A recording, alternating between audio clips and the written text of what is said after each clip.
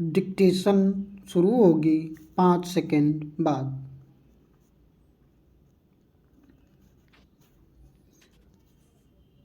उपाध्यक्ष महोदय, सदन में प्रस्तुत सामान्य बजट पर चर्चा में आपने मुझे अपने विचार रखने का अवसर प्रदान किया।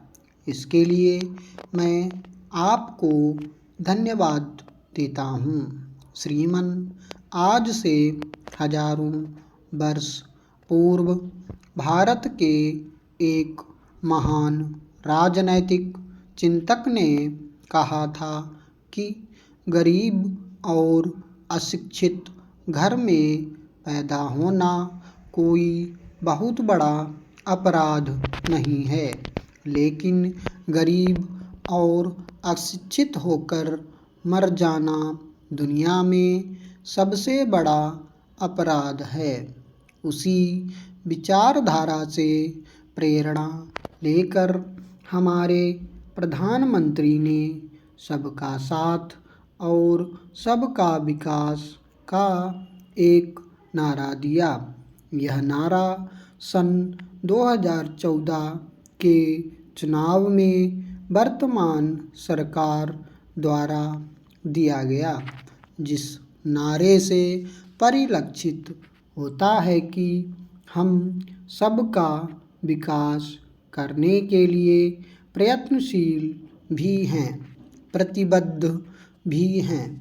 इस नारे के साथ हमारे प्रधानमंत्री जी ने इस देश के लिए, चाहे वह किसी धर्म को मानने वाला व्यक्ति हो, किसी भी जाति का हो, सबके लिए कल्याणकारी योजनाओं की शुरुआत एक अनोखे तरीके से करने का काम शुरू किया।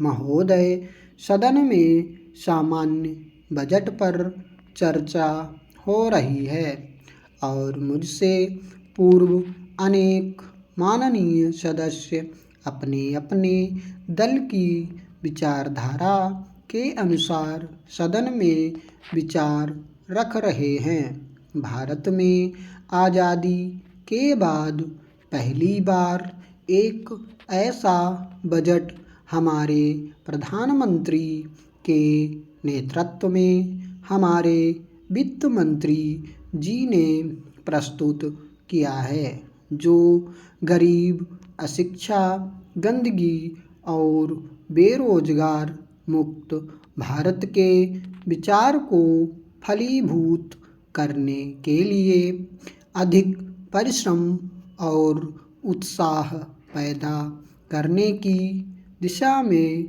एक कदम आगे बढ़ाता है। जहाँ तक खेलो इंडिया के अंतर्गत ग्रामीण क्षेत्रों में सुविधाएं प्रदान करने की बात है, भारत में हर जनपद के लिए 200 करोड़ रुपए का प्रावधान किया गया है। एक जनपद में स्टेडियम के साथ स्विमिंग पूल की व्यवस्था करने का प्रावधान है, जो ग्रामीण आधारित खेल है। उन खेलों में प्रगति के लिए हमारी सरकार कदम उठा रही है। यह एक ऐतिहासिक निर्णय है, क्योंकि पिछली सरकारों ने आज़ादी के इतने वर्षों के बाद कोई कदम नहीं उठाया।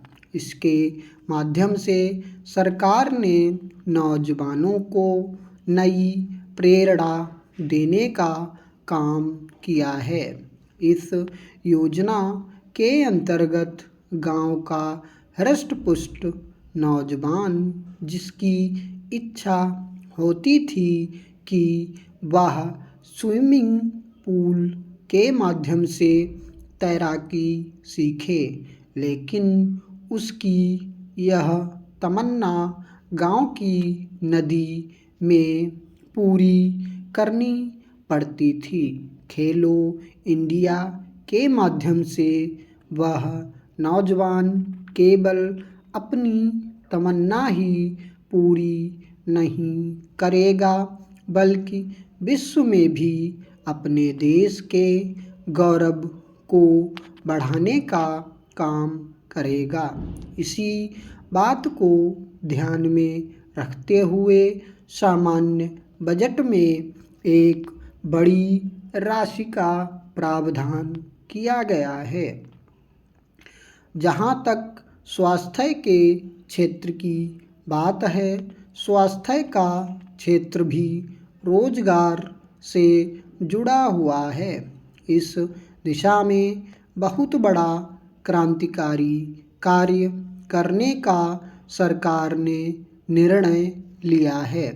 जन औषधि केंद्रों के माध्यम से सरकार ने निर्णय लिया है ऐसी दवाएं जिनकी कीमत बहुत अधिक है उनको इन केंद्रों के माध्यम से कम कीमत पर बेचा जाएगा।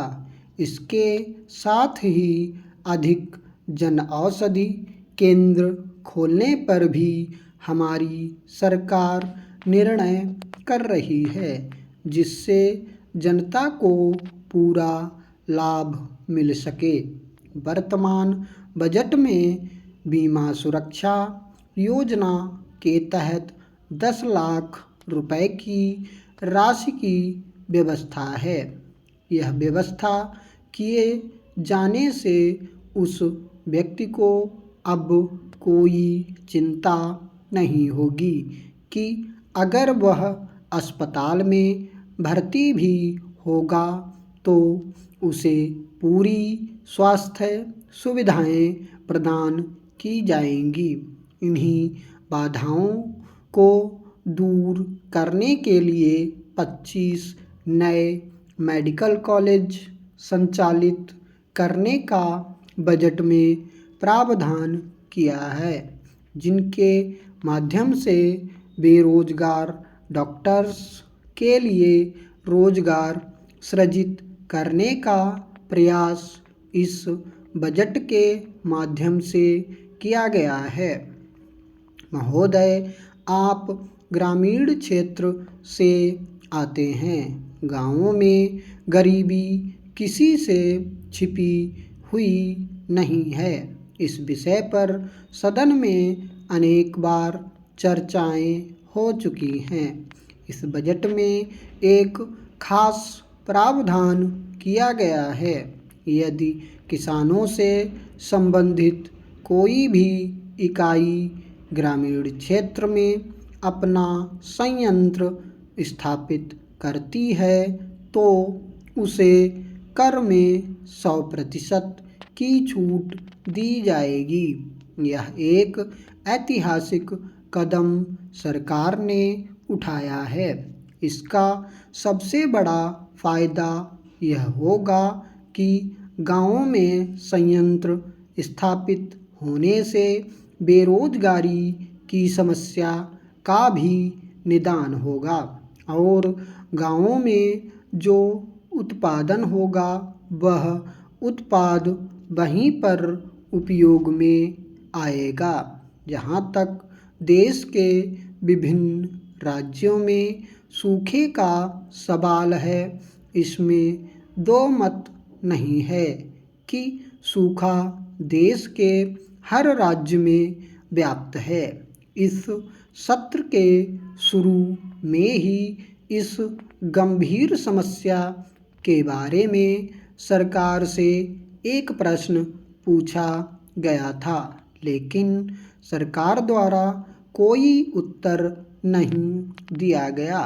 सूखे का असर इतना भयंकर है कि आज पहाड़ी प्रदेशों में भी सूखे से प्रभावित क्षेत्रों को देखा जा सकता है, जबकि पहाड़ों पर पहले सूखा देखने को नहीं मिलता था। राज्यों में सूखे की स्थिति का निरीक्षण करने के लिए एक केंद्रीय दल राज्य में भेजा जाता है। सरकार केंद्रीय दल भेजने की परंपरा पर विचार करे। स्टॉप।